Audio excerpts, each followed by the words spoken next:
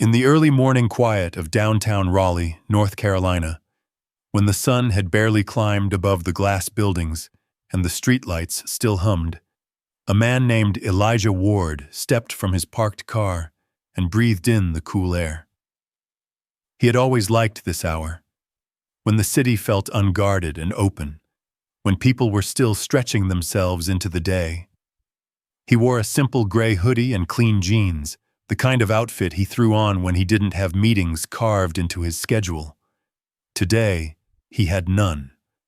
All he wanted was a warm drink before heading to a nearby community center, where he had promised to speak to a group of young men about leadership and building futures beyond what others expected of them. Elijah liked to arrive early, not because he needed time to prepare, but because he cherished quiet moments where he could remind himself of where he had once been and where he stood now. Despite his calm demeanor and humble mannerisms, he had built a life that many only dreamed of. A series of business ventures, investments, and a sharp instinct for potential had placed him among the wealthiest men in the region. Yet, he had never learned to dress with loud colors or expensive logos. He preferred comfort. He preferred to blend in. Maybe it was habit, or maybe it was survival instinct, something carried with him from childhood. He walked down the brick sidewalk toward a small cafe he had never visited before.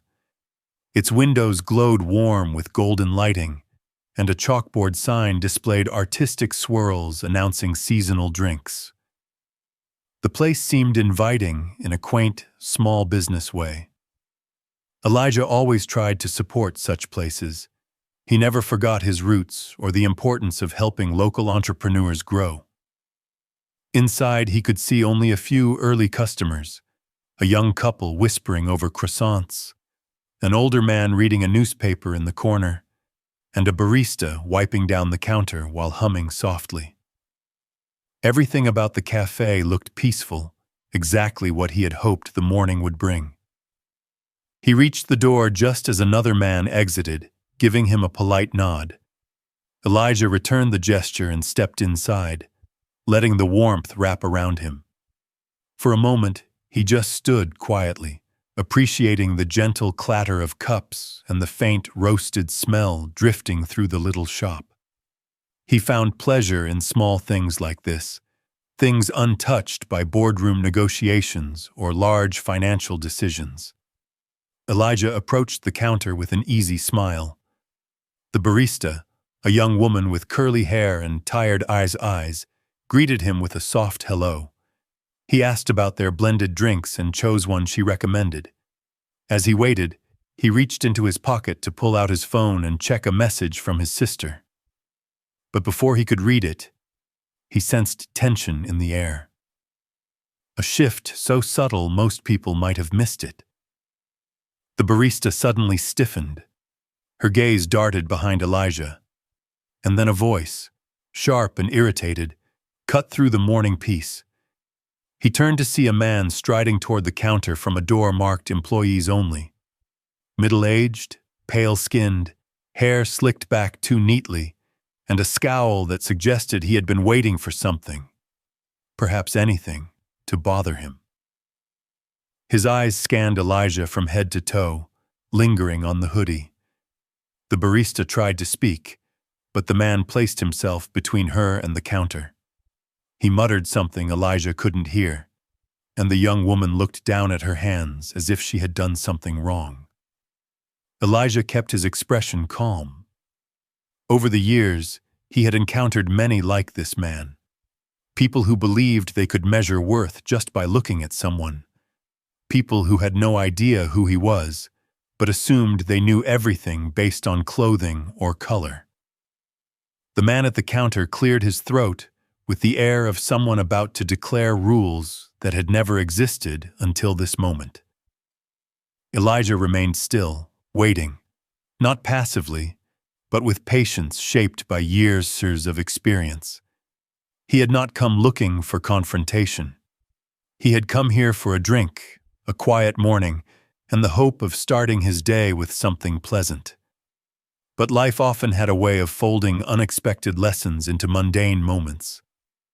The barista seemed apologetic, though she had done nothing wrong. Elijah offered her a small nod of reassurance. He could see her discomfort, the way she subtly tried to step forward as if wishing to correct the situation, but unsure how far she was allowed to go under her employer's watch. This wasn't new territory for Elijah. He had grown up understanding how quickly situations could shift based on the prejudices of others, but he had also grown into a man who understood power. Specifically, the kind of power that didn't require shouting, demanding, or proving anything. The kind of power that was exercised through restraint, choice, and intention. He knew his status in life. He knew what he owned, what he had built, what he could change with a phone call.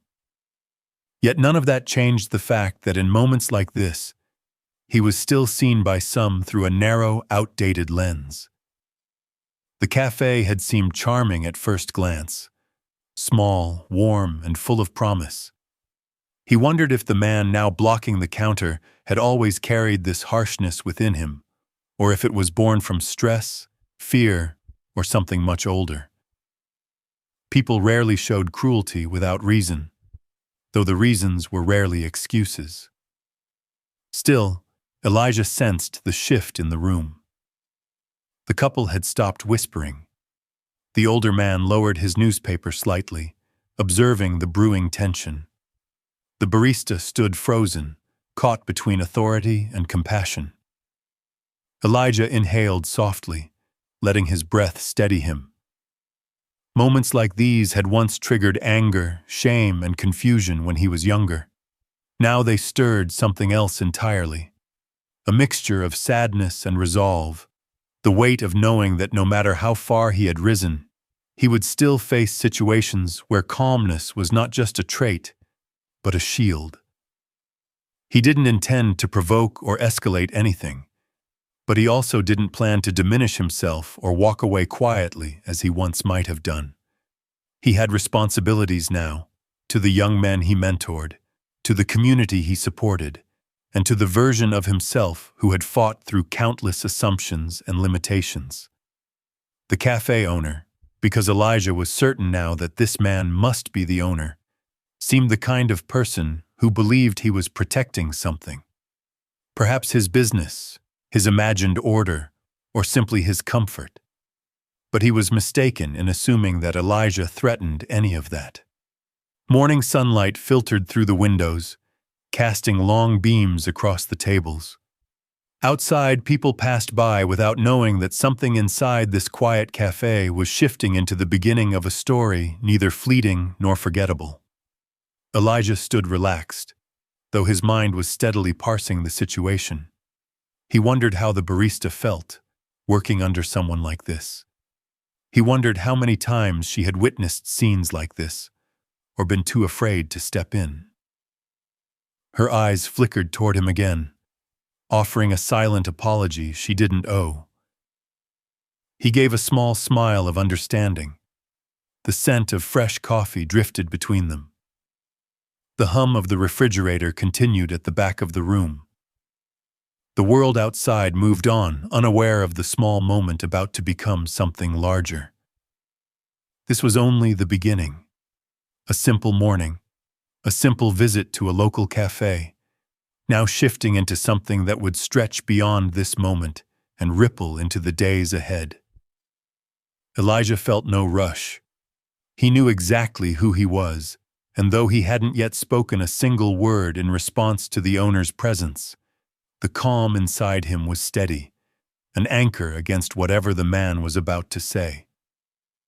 He adjusted the sleeves of his hoodie slightly and waited, allowing the owner to make the first move. He always believed it was important to see someone's truth before deciding how to respond. And he sensed that the truth of this man, and of this cafe, was about to reveal itself. The city outside brightened. Another day was beginning. But inside the cafe, something else was taking shape. something that would test patience, reveal intentions, and set the stage for a moment Elijah hadn't planned for, but would meet with the same quiet strength he carried through every part of his life.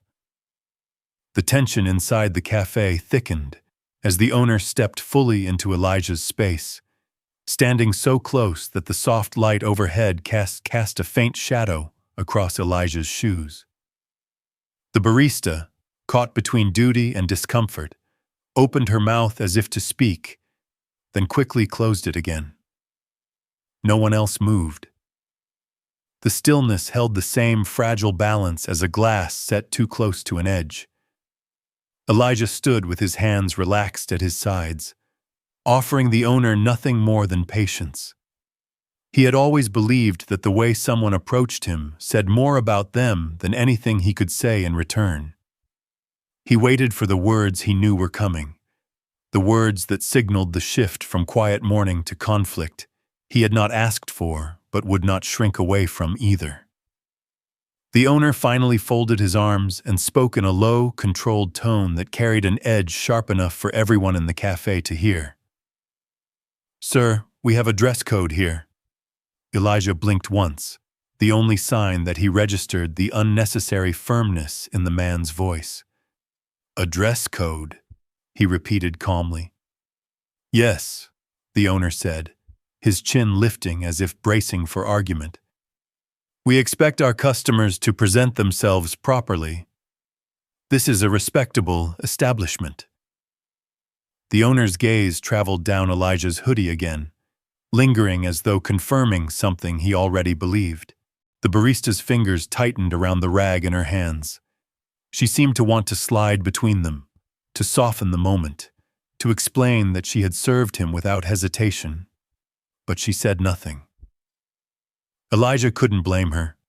Jobs like hers were often fragile things, held together by the whims of those who paid the wages. Elijah kept his composure steady. "I wasn't aware of any dress code," he said. "There are signs." Elijah glanced around. He saw none. The owner, apparently realizing the same, gestured vaguely toward a corkboard near the entrance where handwritten notes about events and daily specials were clustered together. But there was nothing about attire. The owner didn't look at the board, as if knowing too well that the claim lacked truth. "It's not written out," the owner added hastily, "but it's understood. We cater to a particular clientele." The older man in the corner, still holding his newspaper halfway open, raised his eyebrows at the choice of words. The young couple exchanged a silent glance. The room recognized what the owner had not said aloud. Elijah's heartbeat remained calm, steady, even as the disrespect settled into his bones. He had lived long enough to recognize when someone tried to dress prejudice as policy. Yet he refused to give anger room to grow. It wasn't that he lacked anger. He simply knew how to direct it. "Is there a problem with what I'm wearing?" he asked, keeping his tone even. "Yes," the owner replied too quickly. "It doesn't fit the image we want. I'm going to ask you to leave." The barista flinched. "He already ordered," she murmured. "And he will be refunded," the owner said without looking at her. "Our standards are here for a reason." Elijah studied the man. He wondered how many people had been turned away with similar excuses. He wondered if this was a pattern, or if the owner simply felt bold in the presence of someone he believed had no power to challenge him. The quiet inside the cafe grew heavy. If Elijah walked away now, the barista would remain in the same environment. The older man would return to reading his newspaper, pretending not to have witnessed what happened. The young couple would finish their pastries and leave, likely sharing a whisper about unfairness before moving on with their day. The owner would continue as he always had. But Elijah was not the kind of man who let such moments slip into silence. He straightened his posture just slightly, not to intimidate but to remind himself that he carried dignity, regardless of how others tried to frame him. I'm here to buy a drink, Elijah said, just like anyone else. And I'm telling you that you're not welcome here, the owner snapped. For the first time, there was a flicker of embarrassment across the owner's face, something defensive, something shaped by fear he wouldn't admit. Elijah exhaled quietly, slow enough that only he noticed. He reached into his pocket, pulled out his wallet, and placed his card on the counter, not as a payment, but as a physical symbol that he had been prepared to follow the normal path of a normal customer. The owner slapped his hand onto the counter, covering Elijah's card. I said no, he repeated. The barista set down her rag, unable to remain still any longer. Mr. Corbin, she said with careful firmness, he hasn't done anything wrong. Mr. Corbin shot her a warning look. Stay out of it. She stepped back as though the floor had tilted beneath her. Elijah didn't miss the crushed look in her eyes. In that moment, the atmosphere inside the cafe shifted again. Not sudden, not loud, but a change that crept through the room like a cold draft. The earlier warmth felt distant, overshadowed by something harsher. Elijah picked up his card from beneath the owner's hand without haste. He slipped it back into his wallet, not because he accepted the refusal, but because he refused to let hostility unsettle him. I didn't come here to cause trouble, Elijah said. I just wanted a drink. And I'm telling you that you're not going to get one here, the owner said, voice tight. We have standards, and you don't meet them. The young woman behind the counter blinked hard, her throat visibly tightening as she looked down to avoid betraying emotion. Elijah looked at her gently. Then he returned his attention to the owner. Understood, he said. He turned toward the door, but his steps were not hurried. He walked the way someone walked when they were considering the future. His future, the cafe's future, and the consequences of disrespect left unchecked. The owner seemed almost relieved, as if he believed he had won something. Elijah didn't look back. Not yet. But the moment he pushed open the cafe door, the sunlight hit his face in a way that sharpened his focus. He walked a few steps down the sidewalk, letting the door close behind him. He knew he needed a moment, just one, to breathe and let the morning air wash away the sting. He wasn't shaken, but something inside him had shifted. He leaned against a nearby lamppost, pulling out his phone. A message from his sister blinked on the screen, but he didn't open it. Instead, he stared at the cafe's windows, hearing the faint muffled sounds of the customers inside resuming their conversations. A few seconds later, the barista slipped out the front door, her hands trembling as she approached him. I'm so sorry, she said, voice hushed. You didn't deserve that. He's not always like that, but sometimes. She stopped, unsure how to finish the sentence. Elijah offered her a gentle look. It's not your fault. I wish I could say something, she murmured. But I need this job. I understand. She nodded, shoulders hunched. You really didn't do anything wrong. I know, he said. She hesitated, then added, I hope you still have a good morning, even after that. Her sincerity softened something in him. Thank you, he said. She lingered a moment longer, then returned inside, the door shutting behind her with a faint chime. Elijah stood still, thinking. This was not the worst discrimination he had ever faced, but something about the experience gnawed at him. Maybe it was the humiliation written quietly across the barista's face. Maybe it was the owner's absolute certainty that his behavior was justified. Maybe it was the fact that Elijah had built his life on helping people stand taller than the world expected. And yet here he was being diminished by a man with a narrow worldview. He watched as the owner moved behind the counter again through the window. The man gestured harshly as he spoke to the barista. She nodded, trying to appear unaffected. Elijah looked away. He couldn't change what happened, but he could decide what came next. He took one last breath before walking toward his car. As he opened the door, his phone vibrated again, this time a call from a business associate. "Morning, Eli," the voice greeted. "You still coming to the center today?" "Yeah," Elijah said. "I'll be there." "You sound off. Everything all right?" Elijah paused. "I'm fine." But fine didn't mean the moment had passed. It meant he had filed it away, storing it in a part of his mind where decisions were made quietly and confidently. After the call ended, Elijah sat inside the car for another minute. His reflection stared back at him in the rearview mirror. The same hoodie, the same calm face, the same man who had outrun the odds stacked against him. Yet he knew he was at another turning point. He had endured humiliation before, but this time, he wasn't a teenager without a voice. He wasn't a young man fighting to prove himself. He wasn't someone the world could dismiss with ease. This time he held power, not the kind expressed with threats or anger, but the kind that changed lives, businesses, and futures.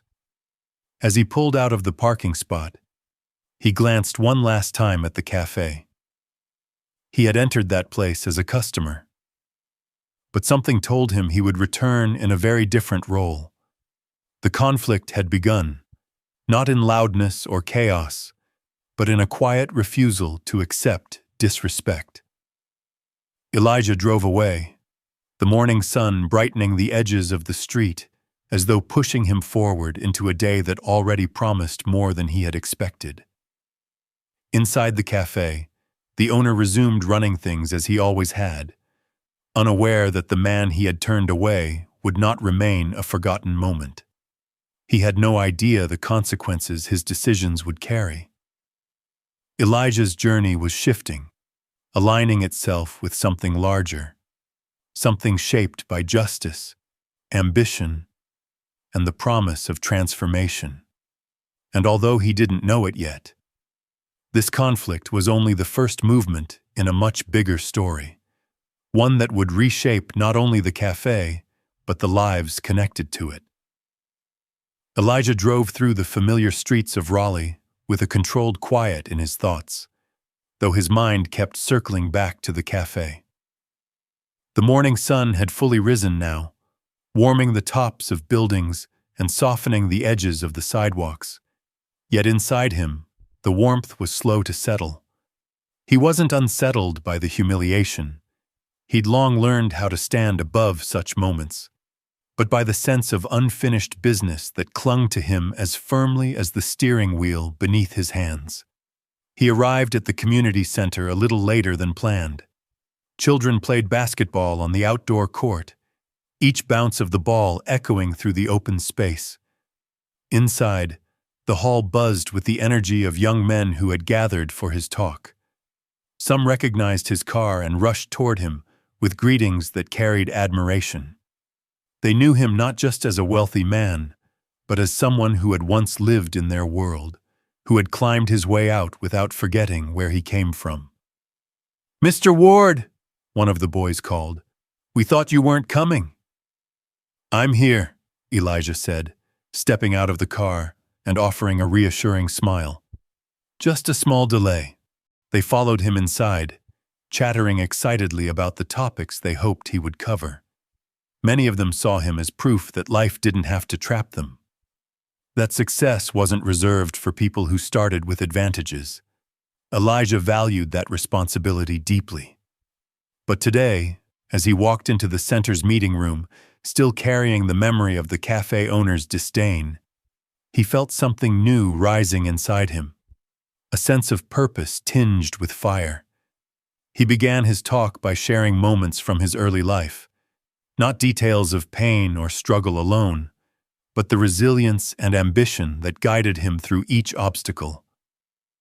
The boys listened intently, not because he was wealthy, but because he was honest.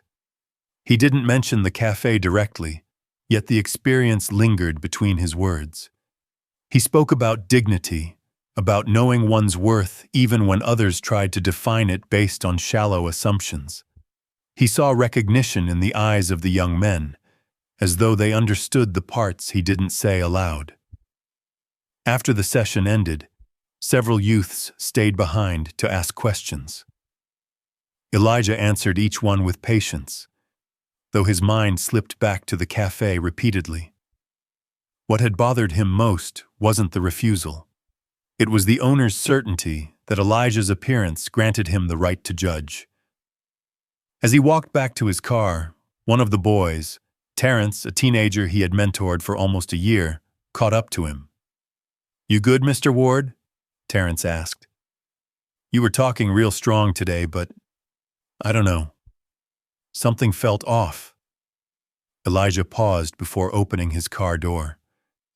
"I had a rough morning," he said. "That's all." Terrence nodded slowly. "Yeah, I get it. Sometimes people try you." Elijah looked at him fully. "The question is whether you let them shape you." Terrence smirked. "I remember. You tell us that all the time." "Because it's true," Elijah said softly. But as Terrence jogged back toward the center, Elijah knew the conversation had turned itself inward. He needed to act, not from anger, but from conviction. He drove toward his office next, a sleek brick building on the edge of downtown. His assistant, Mia, greeted him at the entrance with her usual brisk professionalism. She was sharp-minded, always 2 steps ahead, always ready with documents or reminders. "You're later than usual," she said, as she handed him his schedule for the day. "I made a stop," Elijah replied.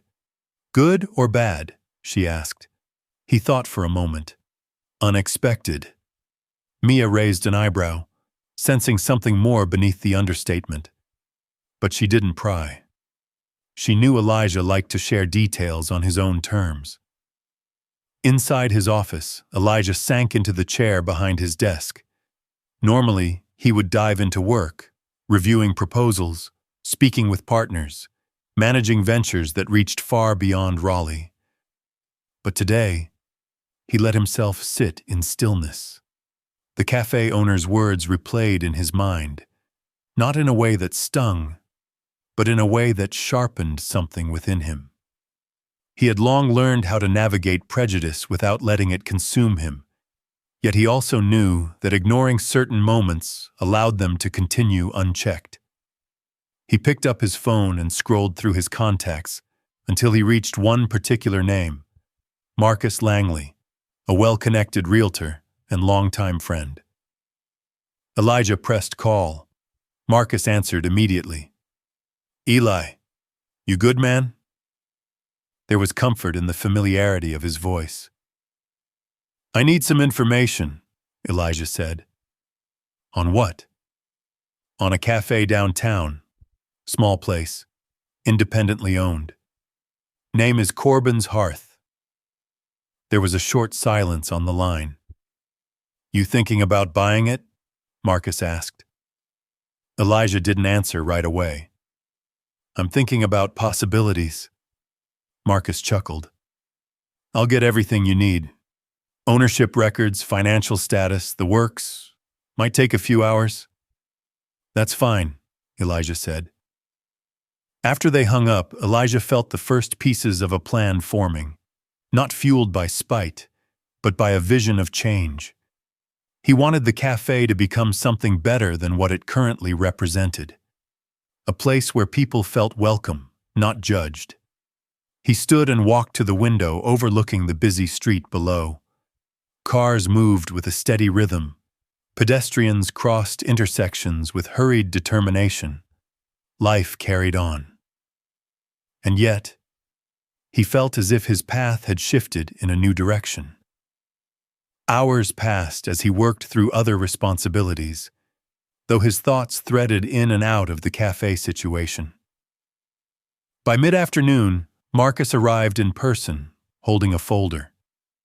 "You're going to want to see this," Marcus said. Elijah took the folder and opened it. Inside were property documents, ownership details, revenue reports, and a summary of the cafe's financial struggle. "Struggling?" Elijah asked calmly. "Barely turning profit," Marcus confirmed. "High turnover in staff, too. People don't stay long." Elijah remembered the barista's uneasy expression. "I saw a glimpse of why," he murmured. "There's more," Marcus added. "The owner has been trying to sell for months. No serious buyers." Elijah studied the numbers. He saw potential, not in the cafe as it was, but in what it could become. Marcus leaned against the desk.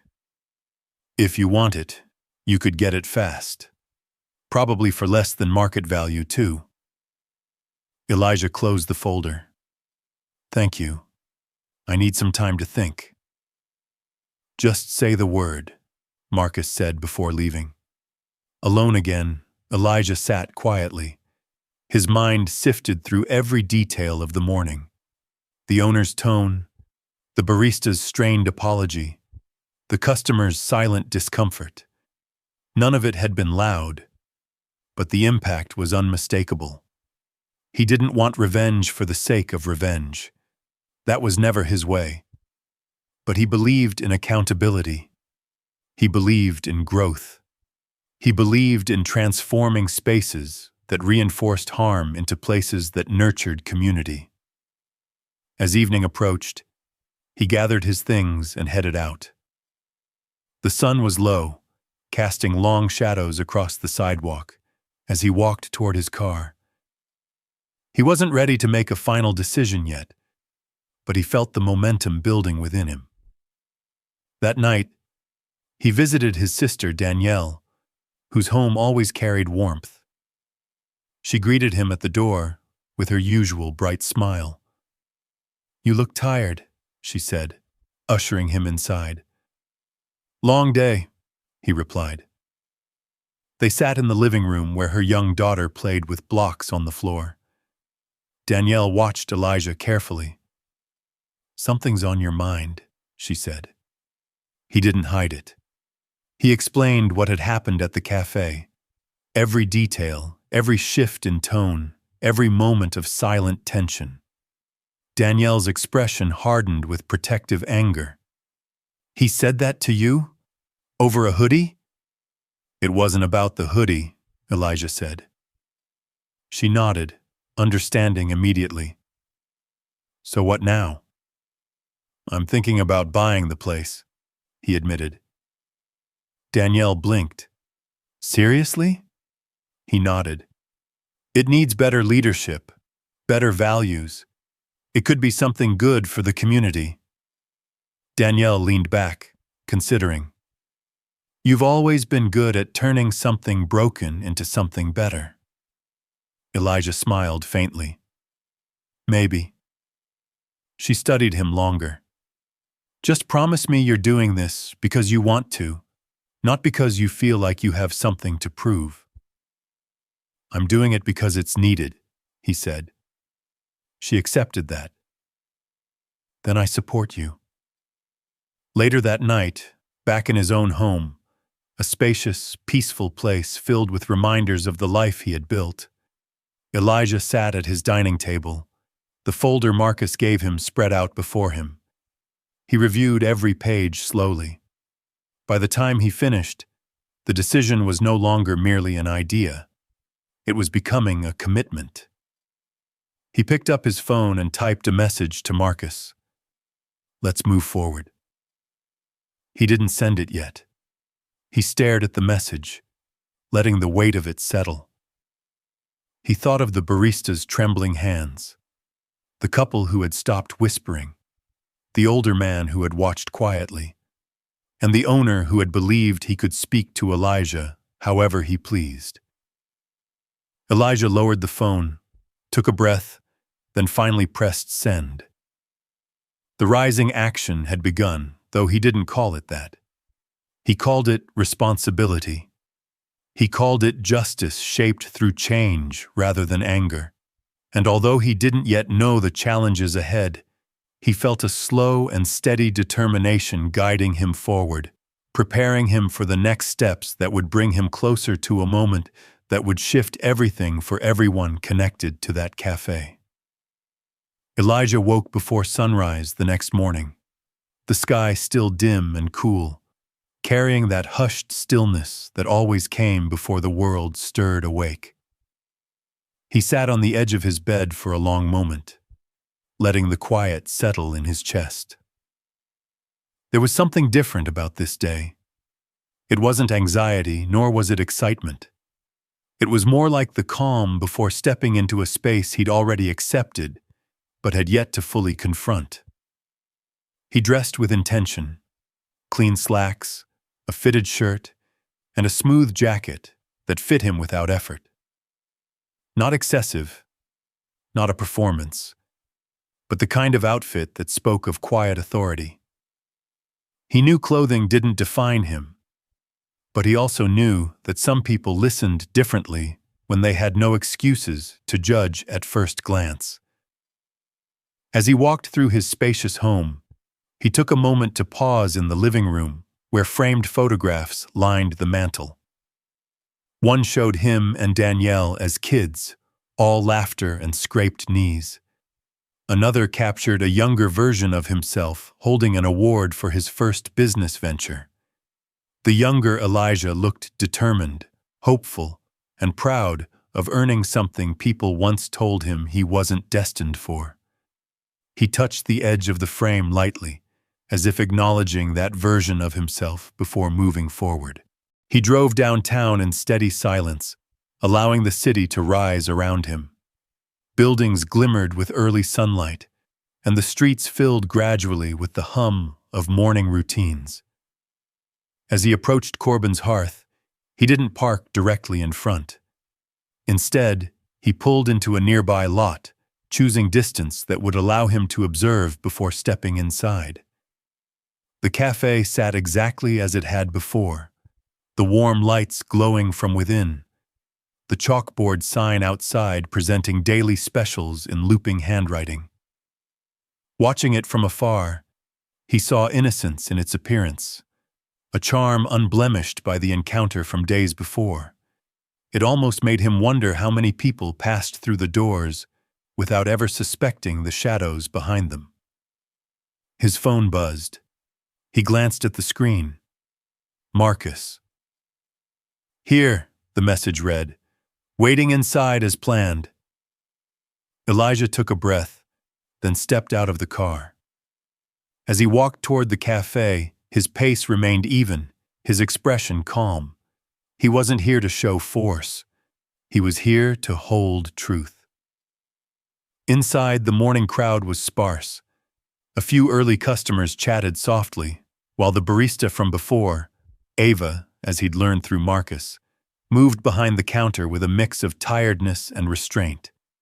Her eyes flicked up as he entered, widening in recognition before she caught herself. She swallowed and turned to the espresso machine, but the tension in her shoulders betrayed her awareness. Marcus sat at a corner table, tapping at his phone, but looked up the moment Elijah entered. He gave a small nod. The owner, Mr. Corbin, emerged from the back room moments later. He wore a stiff button-down shirt and carried a clipboard as though busying himself with unnecessary tasks. He didn't notice Elijah at first, but when he did, he froze. The hesitation was brief, but not brief enough to hide. Corbin's eyebrows tightened with confused irritation. "You again," he muttered under his breath, loud enough to carry. Elijah didn't speak yet. He allowed the owner to approach, observing the small flickers in his expression, the defensiveness, the annoyance, and beneath it all, something that resembled unease. What do you want? Corbin asked flatly. Again, Elijah didn't answer immediately. He looked around the cafe first, taking in every detail. The neatly arranged pastries, the warm brown tones of the tables, the customers who looked between them in growing curiosity. Ava watched silently, her hand pausing mid-wipe on the counter. Elijah finally met the owner's eyes. "I'm here for a conversation," he said. Corbin let out a scoff. "If this is about the other day I told you, certain standards need to be upheld. I have the right to refuse service." "You do," Elijah replied calmly. "But you and I both know that wasn't about standards." Corbin stiffened. "Are you calling me unfair?"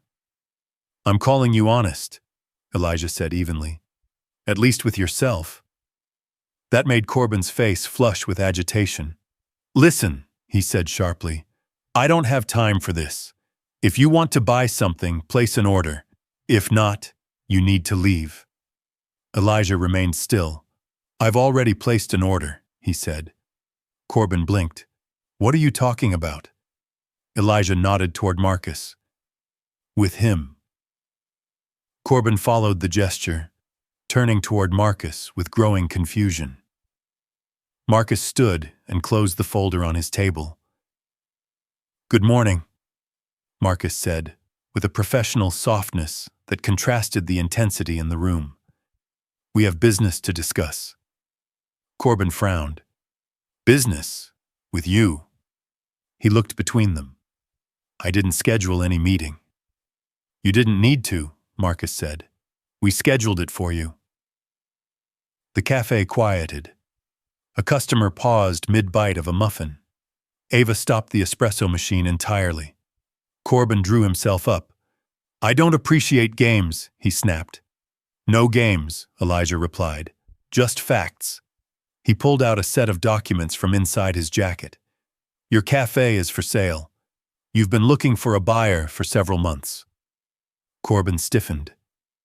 "How do you—" "And I'm interested," Elijah continued. The owner's jaw dropped slightly, only for indignation to flood his features next. "You?" he said, as if the idea itself was offensive. "Yes," Elijah answered. "I won't sell to you."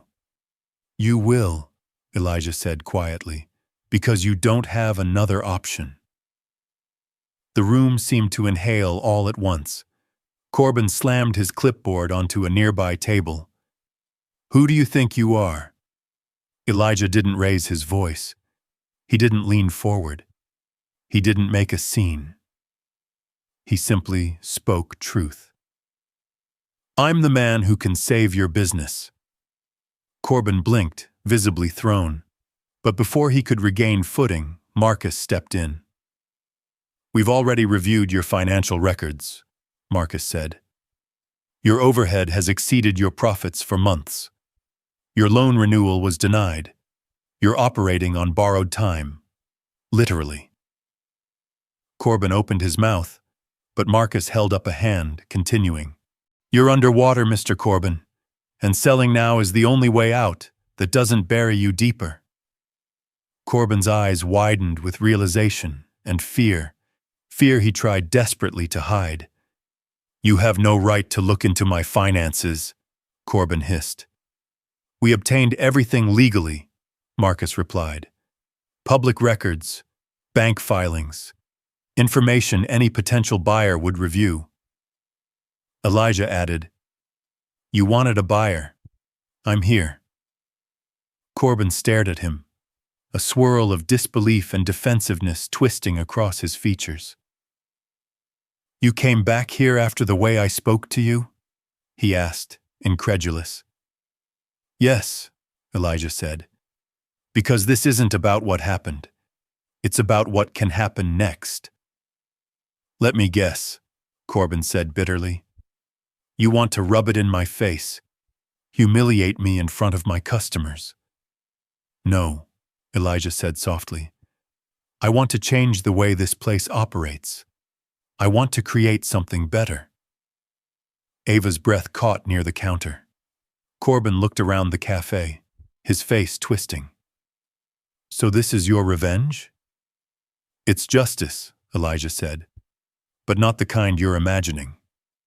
Corbin folded his arms tightly. Well, I don't agree to anything, and there's nothing you can do to make me sell. Elijah set the documents on a nearby table. We can continue this conversation here, or in a bank office, or in a courtroom if needed. He held Corbin's gaze. But the sale will happen. A deep, heavy silence filled the room. Corbin looked at the documents again, then at Elijah, then at Marcus, his face paling more with every passing second. You think you can walk in here and take my life's work? He whispered. Elijah shook his head. I'm offering you a way to preserve what you built while allowing it to become something healthier for everyone who steps through those doors. Corbin's voice cracked with anger. You don't know anything about what I built. I know enough, Elijah said. Corbin's jaw tightened until it trembled. His grip on the back of a chair turned his knuckles white. You don't get to judge me, Corbin said quietly. That goes both ways, Elijah answered. The cafe held its breath once again as Corbin wrestled with pride, fear, and the pressure of reality closing in from every angle. This wasn't the climax yet. This was only the build-up, the tightening wire, the moment before the inevitable shift. And Elijah could feel it approaching like a distant rumble of thunder, steady and unstoppable, ready to reshape everything in its path. The air inside Corbin's hearth felt heavier than it had any right to be, as though the walls themselves sensed that something irreversible hovered on the edge of breaking open. Elijah could feel the shift, not as anxiety, but as a weightless pressure, like standing at the crest of a long climb and knowing the next step would send everything rushing forward. Corbin stood rigid behind the counter now, clutching the edge as if grounding himself. His eyes flicked toward the documents Elijah had left on the table, then darted away, only to return again with growing unease. Pride and fear waged a silent war beneath his rigid expression. Elijah didn't rush him. He let the moment breathe, let the room carry the tension without softening it. Marcus remained seated, calm, hands folded, watching the owner with the quiet patience of someone who'd prepared for this exact crossroads. A few customers lingered only because they sensed something unfolding that they didn't dare interrupt. Ava remained near the espresso machine, her hands still, gaze steady, as though she knew she'd soon have to choose whether to keep holding silence or step into truth. Finally, Corbin straightened and exhaled through clenched teeth. You come in here with your papers, your demands, your smug silence, and expect me to just hand everything over? I expect you to choose what's best for your future, Elijah replied, and for the people who depend on this place. Corbin's laugh was sharp and hollow. Depend. No one depends on me. They only depend on what I provide. Ava flinched. Elijah caught the movement but didn't comment. You're wrong, Elijah said. People depend on how you treat them, even if you don't see it. Corbin's glare sharpened. Don't lecture me. You lectured me the first moment I walked in, Elijah said softly. You thought you knew me, and you acted on that. Corbin's jaw tightened again. I acted on what I saw. Exactly, Elijah said. And what you saw wasn't the truth. For the first time, Corbin's expression flickered, a small crack in the armor.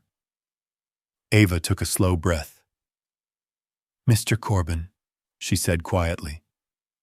Corbin snapped around. Not now. But Ava didn't step back. You need to hear this. Corbin's voice rose. I said, not now. Marcus rose from his seat then, stepping forward just one pace. Not threatening, not intruding, simply making himself known. Elijah gently raised a hand. Ava, it's all right. Say what you need to.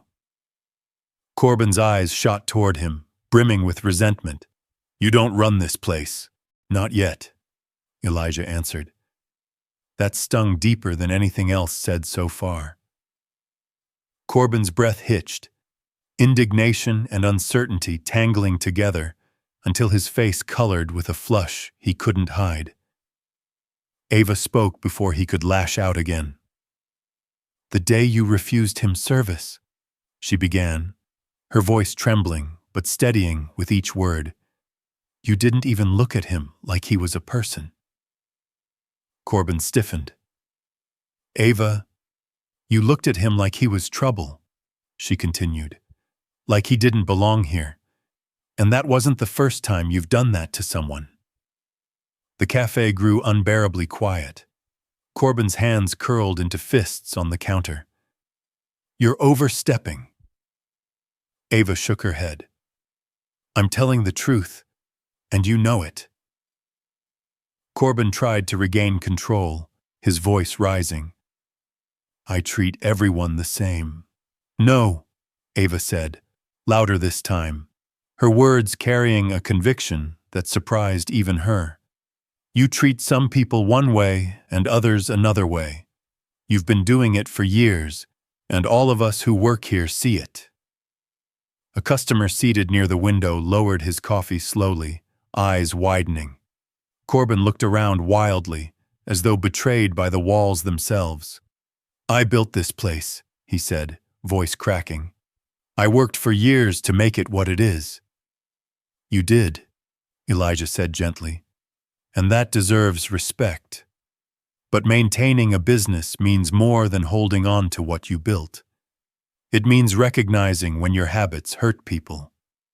Corbin's breathing grew shallow. His gaze darted to the documents again. Marcus stepped forward. You're not losing your legacy, he said. You're preserving it by letting someone take it further than you can right now.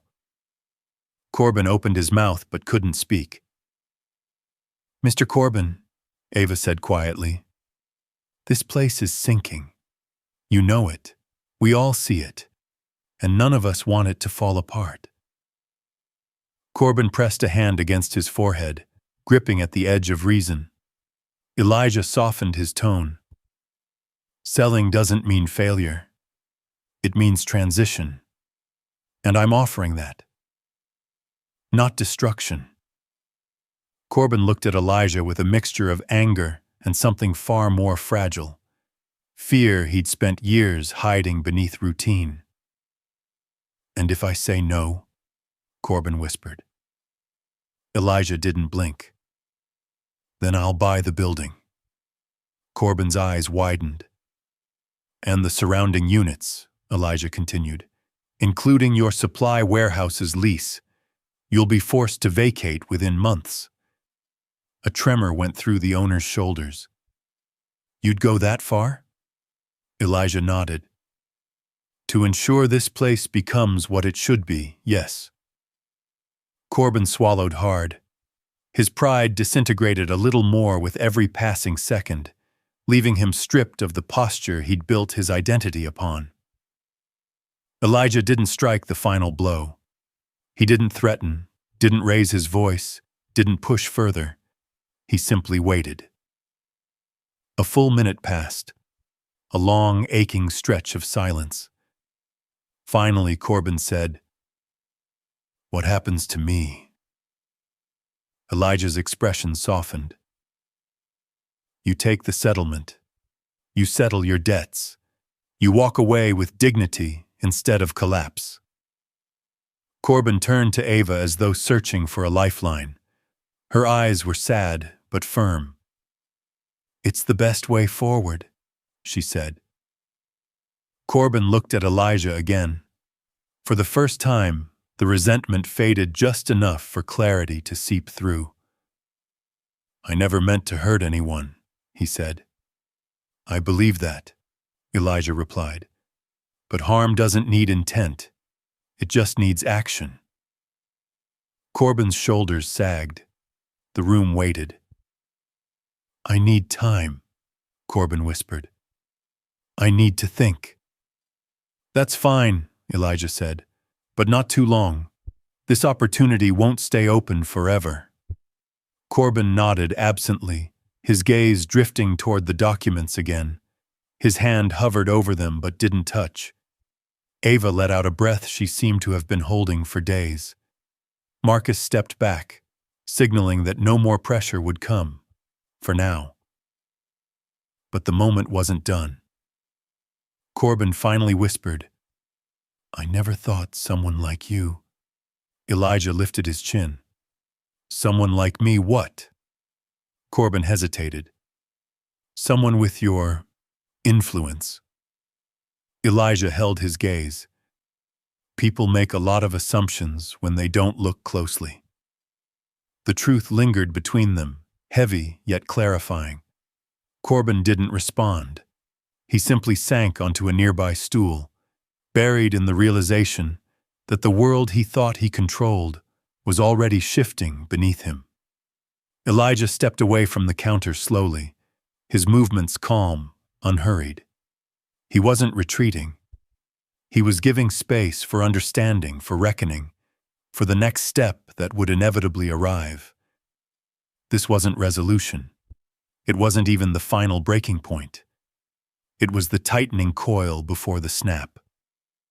The afternoon light stretched through the windows of Corbin's hearth as Elijah stepped outside, letting the door close quietly behind him.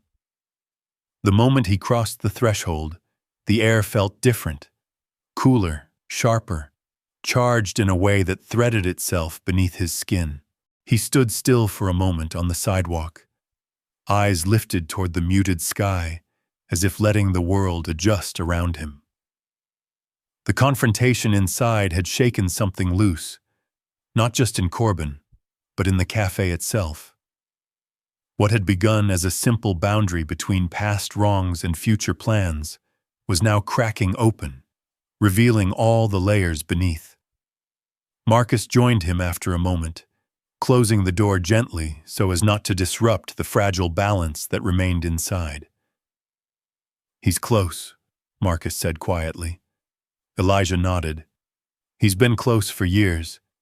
He just never knew it would come to this point. You handled it well, Marcus said. I handled it honestly, Elijah replied. That's all I can do. They walked toward the parking lot. The sun drifted lower, casting long shadows on the pavement. The city's hum pressed against the edges of the moment, life continuing even as everything within the cafe shifted toward a tension that had yet to fully break.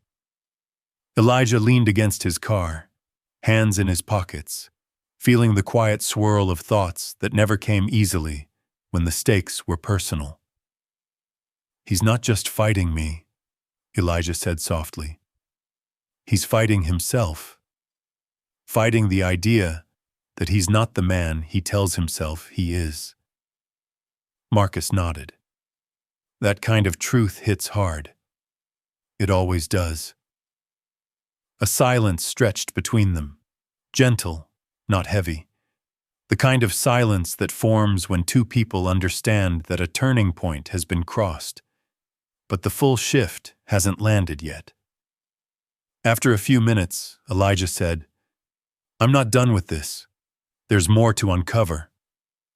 Marcus angled his head. You think there's something deeper? I know there is. Elijah pushed off the car. He didn't react like a man just afraid of losing a business. That was something more, something older. You want me to keep looking into his records? Everything, Elijah said calmly.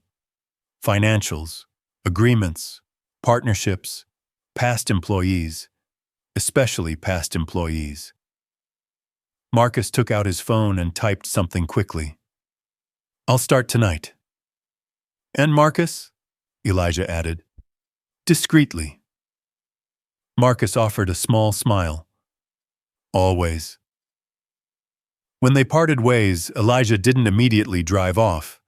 Instead, he walked a short distance down the block, letting his feet carry him into a quieter area lined with small shops and fading storefronts. The city carried a subdued charm here. Older brick, worn awnings, windows filled with dusty displays of forgotten crafts. He paused in front of a closed bookstore, gazing through the window at shelves overflowing with stories waiting to be rediscovered. He wondered how many stories Corbin had buried beneath years of rigid routines and unspoken fears. How many truths lay dormant behind the man's defensive stare. He wondered how many people had felt the weight of those buried truths before he ever walked into the cafe. His phone buzzed. Danielle's name appeared. He answered with a faint smile tugging at the corner of his mouth. "Hey." "I know that tone," she said, skipping a greeting. "Something happened." "It's complicated," he replied. "It always is with you," she teased lightly, then softened. "What's going on?" Elijah leaned against a lamppost. "I confronted him, told him the offer, told him the truth." "Did he listen?" "He tried not to, but he heard me anyway." Danielle exhaled slowly. "I'm proud of you." He wasn't used to hearing that, even from her. It grounded him more than he expected. "You know this isn't over," he said.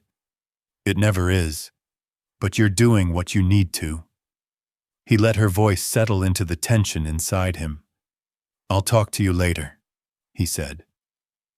"Be careful," she replied. "People don't always react logically when their pride is threatened." He knew that better than she realized. As night approached, Elijah returned home, but his mind didn't let the day go. He stood in his living room again, staring at the same mantle of framed memories he had observed that morning. Only now, the weight of the day made them feel different, heavier, sharper, yet clearer. He saw himself as a kid, sitting beside his uncle on their old porch. He remembered his uncle telling him that people often built walls around their insecurities and defended them as if they were treasures. "The hardest thing," his uncle had said, "is knowing when to walk around the wall and when to push it down." Elijah wondered which choice he was making with Corbin. Maybe both. He spent the next few hours reviewing documents, cross-checking notes, drafting revised offers, preparing contingencies. He wasn't approaching this like a hostile takeover. He was approaching it like someone who understood that a person's identity could cling desperately to a failing structure. He needed to be strategic, patient, and humane, but firm. When his doorbell rang, it jolted him from his thoughts. Checking the time, he noticed it was well past 9. He approached the door carefully. When he opened it, Ava stood on the porch, clutching a small messenger bag, her shoulders drawn tight, and her eyes filled with a mixture of resolve and apology. "Ava," Elijah said in genuine surprise, "are you all right?" She shook her head faintly. "Can I come in? I have something you need to see." He opened the door wider. "Of course." She stepped inside, glancing around his living room, as though trying to gather courage from the quiet space. Elijah guided her to the table, offering her a seat. "What happened?" he asked. Ava placed the bag on the table and pulled out a worn binder. Its edges were frayed, the cover slightly warped from time and handling. She hesitated, then pushed it toward him. "I've had this for a while," she said softly. "I didn't know what to do with it.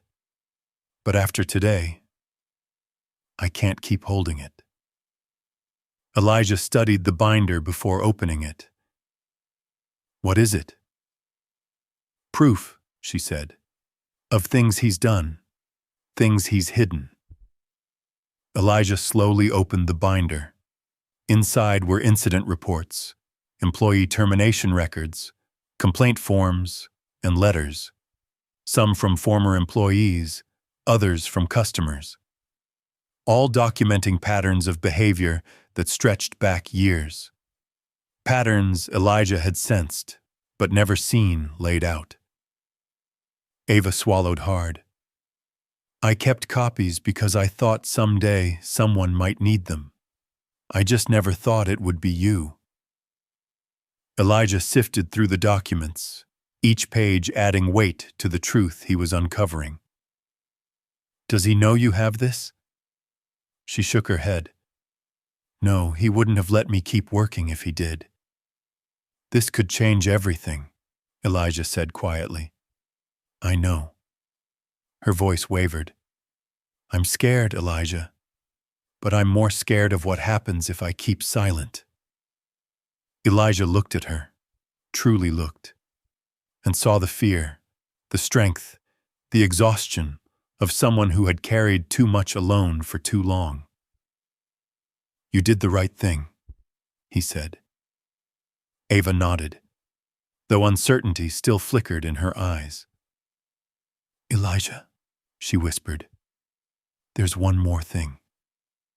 She reached into the bag again and pulled out a folded sheet of paper. Her hand trembled as she set it beside the binder. He opened it slowly. It was a resignation letter.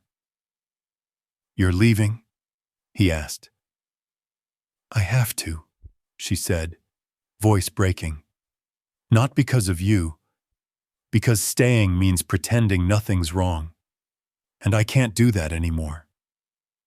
Elijah leaned back, processing the gravity of what she carried, not just the binder of truths, but the emotional toll that had led her here. What do you want me to do with this? He asked. Ava wiped at her eyes. I want you to use it, not against him, but for what comes next. He won't fix himself, but maybe the truth can help fix what he broke. Elijah nodded slowly. It will.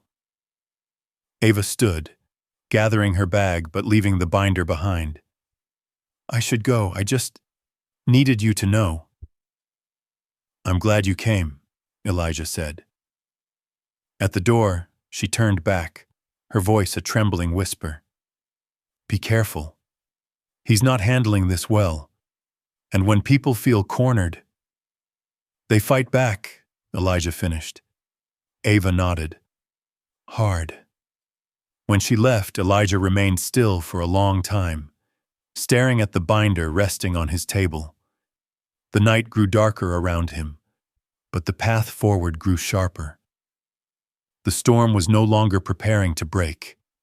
It was already forming, gathering strength in every truth, every fear, every moment of reckoning that pulled him closer to the breaking point that would carry them all into the next stage. The morning after Ava left his home, Elijah felt the weight of everything shifting around him, like the calm after a night of thunder that still left the air thick with the memory of the storm.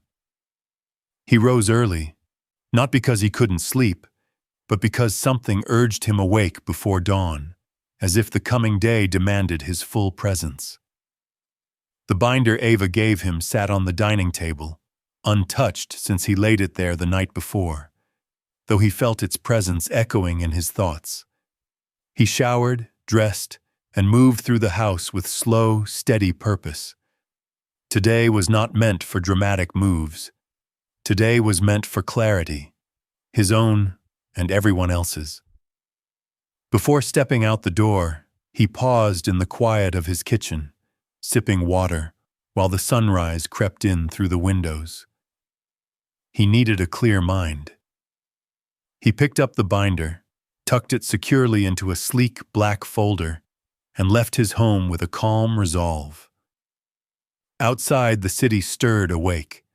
Cars idled at intersections. Shop owners began arranging displays, and joggers passed by with earbuds and steady breaths. The world moved on, as if unaware of the tension building between the walls of Corbin's hearth. Elijah wasn't heading there immediately, though. He had another stop first. He drove toward a quiet, tree-lined neighborhood on the other side of town. Well-maintained lawns, neat houses, and the faint scent of morning dew drifting through the open car windows. He pulled into the driveway of a modest single-story home painted in warm beige. A garden of sunflowers and rosemary lined the walkway. He rang the doorbell. Moments later, Danielle opened the door, wrapped in a long sweater, her hair pulled into a loose bun. Her face softened when she saw him. "You're up early." "I needed to talk to you," he said. She stepped aside, letting him in. "Coffee?" "No thanks," he replied. "This won't take long." Danielle searched his expression. "What's wrong?" Elijah placed the black folder on her kitchen table gently, as though it carried something fragile. "Ava brought this to me last night." Danielle approached the table, touching the folder without opening it. "What is it?" "Everything Corbin's been hiding, every complaint, every incident he covered, every person he pushed out." Her shoulders tensed. "You're going to use it." "I don't want to destroy him," Elijah said. "But I can't let this continue, and I can't pretend I don't know the truth anymore." Danielle looked at him with a mixture of concern and admiration. "You're not doing this out of anger." "No," he said. "But he may think so, and he may react that way." She nodded slowly. "Then tell me what you need." "I need your perspective," Elijah said. "I need to make sure I'm approaching this with clarity, not vengeance." Danielle opened the folder and scanned a few pages. Her expression shifted from curiosity to disbelief, then to a quiet sadness. "Elijah," she said, "this isn't just about the cafe. This is about a pattern he's repeated for years. People tried to stand up to him, but no one ever had enough proof or enough power." He exhaled. "Now the proof is here, and the power is here." She lifted her eyes to meet his. "And the responsibility is here too." He knew that. He had felt it the moment Ava placed the binder in his hands.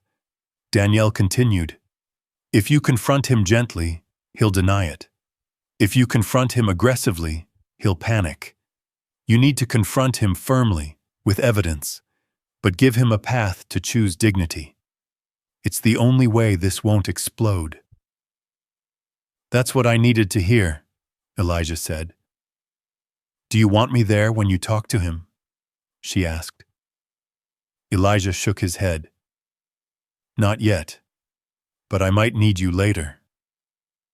She accepted this with a quiet nod. He placed the binder back in the folder. "Thank you." Danielle stepped closer, gently squeezing his arm. "Just remember, your integrity is your strength. Don't let this process take that away from you." He held her gaze. "I won't." Leaving her home, Elijah felt a steadier resolve. Danielle had always had a way of grounding him, not by telling him what to do, but by reminding him who he was. He drove toward Corbin's hearth. The cafe was open by the time he arrived. The morning crowd was light, but Ava wasn't behind the counter anymore. A young man Elijah didn't recognize worked the espresso machine. When Elijah stepped inside, the barista stiffened slightly, but didn't display fear, just surprise. "Good morning," the barista said cautiously. Elijah returned the greeting. "Is Corbin here?" "He's in the back," the barista said. "Tell him I need to speak with him." The barista disappeared into the back room. A few minutes later, Corbin emerged. He looked tired, more tired than Elijah had ever seen him. His shirt was wrinkled, his hair unkempt, and there were faint shadows beneath his eyes. "What do you want?" Corbin asked, voice strained. Elijah held the folder lightly at his side. "We need to talk." Corbin rubbed his forehead. "If this is about yesterday, it's about everything," Elijah said. The owner stiffened.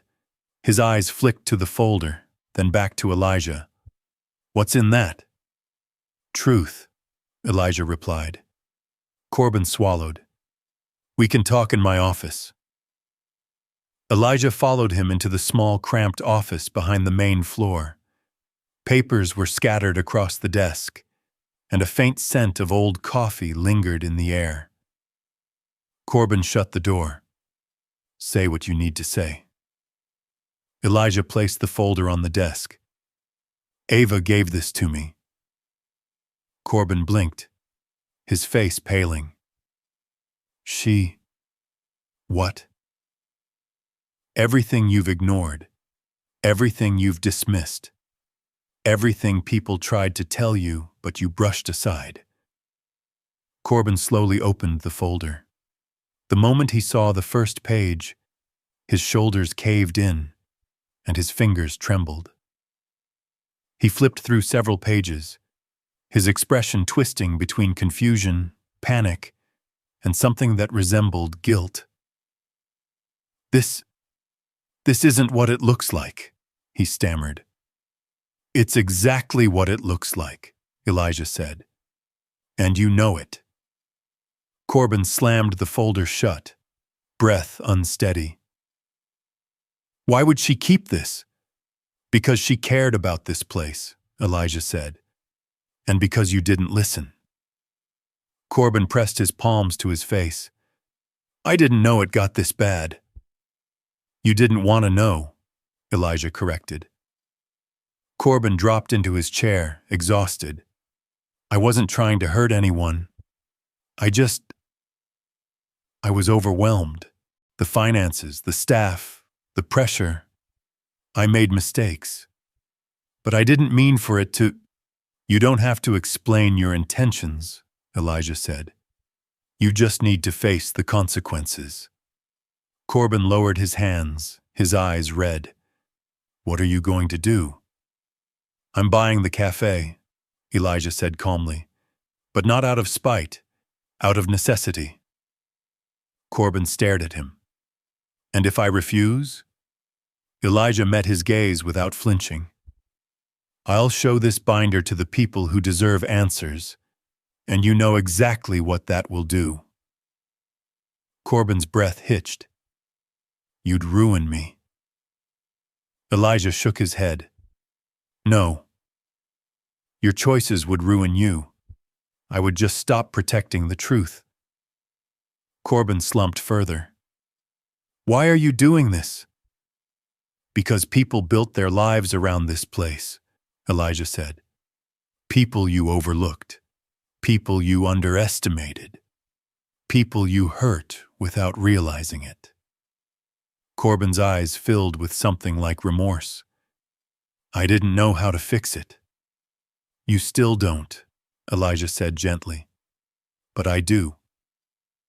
Corbin stared at the folder again. "You're really going to take over?" "Yes." "And you'll expose me if I try to fight it?" "I don't want to," Elijah said. "But I will if you force my hand." Corbin closed his eyes for a long moment. When he opened them, the fight had drained from his expression, replaced by a quiet, defeated acceptance. "What do you want from me now?" "A transition," Elijah said. "Not a collapse. You'll sign the papers. You'll step back. You'll take responsibility quietly. And I'll reshape this place into something better." "And me?" Corbin whispered. "You'll get space to rebuild your life," Elijah said. "But not here. Not like this." Corbin nodded slowly, as though the weight of years was finally settling onto his shoulders. "I'll sign," he said quietly. Elijah felt the moment shift. Not victory, not triumph, just forward motion. The next step in a long path. Corbin whispered, I never hated you. I just didn't see you clearly. That's the problem, Elijah replied softly. But now you have the chance to change that. Corbin's voice cracked. Maybe I will. Elijah gave a single, steady nod. This isn't the end. It's just the part where everything starts falling into place. He gathered the folder, leaving copies of the necessary paperwork on Corbin's desk. As he stepped out of the office, he knew the transition toward the resolution hadn't begun yet. Not fully. There were conversations to have, staff to reassure, a community to rebuild. This was just the first tremor of the falling action. And there was still so much left to do before the final shape of everything could come into view. The morning sun drifted gently through the pale clouds as Elijah stood outside Corbin's hearth, the keys cool and solid in his hand. The street was quiet, almost reverent, as if the city itself understood that something long and heavy had finally reached its proper place. For a moment he simply breathed, feeling the air move through him with a calm that came only after a storm had fully passed. The weight, the tension, the bracing for the next blow, those things no longer felt like they clung to his ribs. He unlocked the door. The small bell above the frame chimed, its sound soft and familiar. He stepped inside, pausing long enough to absorb the stillness. The cafe looked different today, though nothing physical had been changed or rearranged. It was the quiet that felt new, a different kind of quiet. Not the uneasy silence of a place holding its breath, bracing against unspoken tension, but the kind that came when a room was given the chance to exhale. Elijah closed the door behind him and walked across the floor, trailing his hand along the backs of chairs, the smooth, cool tabletops, the weathered wooden counter. The morning light touched everything with a sense of renewal. Today wasn't about beginning again. It was about beginning honestly. He placed the keys on the counter and looked at the papers stacked neatly where he had left them the night before. Documents finalizing the transfer. Letters he had written. Plans he was ready to share. The last few days had unraveled with a speed he hadn't expected, yet each moment had settled into place as though it belonged. He heard the door open behind him. "Elijah?" a familiar voice called. He turned. Danielle stepped inside, her coat draped over one arm, her expression soft, cautious, but hopeful. She took in the room, then his face, searching quietly for something he wasn't yet sure he could name. "Morning," he said. She approached him slowly, like someone entering a space with a story still unfolding. "You doing all right?" He nodded. "Better than I expected." Her gaze drifted to the keys on the counter. "It feels real now." "It is real," he said. "For the first time, everything here feels honest." Danielle breathed in, letting her shoulders relax. "I'm proud of you." Elijah didn't answer right away. Gratitude rose in him, steady and warm. "Thank you. You helped me get here more than you know." She moved a little closer. "So, what happens now?" "A lot," he said, picking up the papers. "But one step at a time." She smiled gently. "I'll help however you need." He met her eyes, seeing not only support, but a steadiness he had leaned on more than once. "I'll remember that." Before he could say more, the door chimed again. Ava stepped inside. She paused in the entryway, her breath catching lightly as she looked around the cafe. Her eyes settled on Elijah, and something in her expression shifted. An ache mixed with relief, gratitude intertwined with regret. She held a folder pressed to her chest. "I wasn't sure if I should come this early." she said softly. You're right on time, Elijah replied. Danielle offered Ava a warm nod, then gave Elijah a brief glance that asked, silently, if he needed a moment alone. Elijah gently shook his head. Stay, he said quietly. This concerns you too. Danielle stepped aside but remained nearby, a steady presence. Ava approached the counter, placing the folder down carefully. I brought everything you asked for. Staff reports, schedules, the updated inventory logs, and some notes I kept from the last few months.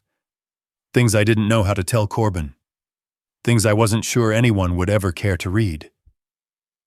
Elijah opened the folder, scanning the carefully organized documents. Thank you, he said. You didn't have to do all of this. Ava shook her head. I did. This place meant something to me. I didn't want to walk away from it feeling like all the problems were mine to carry. You showed me they weren't. He looked up at her. You shouldn't have had to carry any of it alone. She exhaled, shoulders easing. I know, but now I feel like I'm finally setting things down. Danielle stepped forward, her voice gentle. You did the right thing by speaking up. It took courage. Ava managed a grateful smile. I wasn't sure it would matter until Elijah listened. He didn't treat it like drama or accusations. He treated it like someone telling the truth. Elijah's chest tightened at the sincerity in her voice. Your truth mattered, and it still does. Ava nodded, then looked around the cafe again. It feels different today. It is, Elijah said, and it's going to continue changing. He motioned for both women to join him at a small corner table. They sat, the three of them forming a quiet circle in the middle of a place once tangled with tension and uncertainty. There's something you both should know, Elijah said. I met with Corbin yesterday. We spoke, honestly, completely. Ava stiffened. Danielle grew still. Elijah continued. He signed the papers. He stepped back. It wasn't easy for him, but he listened. He understood what needed to happen. Ava let out a slow breath, her eyes softening with complicated emotion. I never wanted him hurt. You wanted fairness, Elijah said. That's not something to feel guilty for. Danielle added, and you weren't the reason he stepped down. His choices were. Ava nodded, though tears shimmered faintly in her eyes. She wiped them away carefully. I'm sorry. I don't mean to get emotional. It's all right, Elijah said. Today is a day for letting things settle. The cafe felt warmer now, fuller. Not physically, but in the sense that three people shared a moment of truth in a place that had been asking for it a long time. Elijah leaned back slightly, looking at the two women who had shaped the last few chapters of this journey. There's a lot that still needs to be fixed, but we're going to do it together. Ava looked up. Together? Yes, Elijah said. I want you both here. Not because I need help running the place, but because you understand what this cafe can be. You've seen its flaws, but you've also seen its potential. Ava's eyes widened with quiet surprise. Danielle smiled, a soft, knowing curve of her lips. Elijah continued. I'm not trying to build a business. I'm trying to build something that matters, something that lasts. And I can't do that without people who care about the truth as much as I do. They sat in thoughtful silence for a moment, each of them feeling the shift in the air. Ava spoke first. If you want me here, I'll stay. Not out of obligation, but because I want to see what this place becomes under your leadership." Elijah nodded once, gratitude filling his chest. "I'd be honored to have you stay." He turned to Danielle. "And you?" Danielle shook her head lightly, smiling. "You don't even have to ask. I'm here." Something warm settled in Elijah's chest. For the first time in a long time, the future didn't feel like something he had to brace himself against. It felt like something he could move toward with an open heart. Their conversations stretched on, gentle and honest, touching on plans, concerns, hopes. They talked about the staff, the menu, the space. They talked about healing, rebuilding trust, and creating a foundation that couldn't be shaken by neglect or pride. As the hours passed, the cafe slowly came back to life. Staff members trickled in one by one, unsure at first, their steps cautious as they looked around the room. Some recognized the shift immediately. Others sensed it without understanding why. Elijah stood to greet them, addressing each person with steady respect. He didn't pretend everything was suddenly perfect. He didn't offer empty promises. Instead, he spoke with clarity and sincerity, telling them the truth, that he was ready to lead, to listen, and to build something better with them. One by one, their guarded expressions softened. One by one, they chose to stay. By noon, the cafe bustled with gentle energy, laughter mixing with the sounds of coffee grinders and warm conversation. Customers filtered in, some unaware of the transformation unfolding, others sensing the difference as soon as they stepped through the door. Danielle worked alongside Elijah, offering guidance where needed, steadying the space with her calm presence. Ava handled the staff with gentle skill, her voice firm but kind, as she helped ease their uncertainties. Elijah moved through the cafe with a quiet sense of purpose, learning the rhythm not as an outsider observing flaws, but as someone who now carried the responsibility of every person in the room. And for the first time since he had set foot in this place, he felt entirely at home. He paused briefly near the counter, watching the room unfold. Sunlight streamed through the windows, illuminating faces that were no longer weighed down by suspicion or unspoken tension. Conversations were light. Smiles felt natural. This was what the cafe was always meant to be. And now, finally, it could be. As afternoon settled in, Elijah stepped outside for a breath of fresh air. The city moved around him with its usual rhythm, but inside him something had shifted. The ache of the past no longer pulled at him. The hurt had a place now, a finished shape. It no longer reached for him with unanswered heaviness. Danielle joined him a moment later, standing at his side. "You look like someone who can finally breathe." "I can," he said,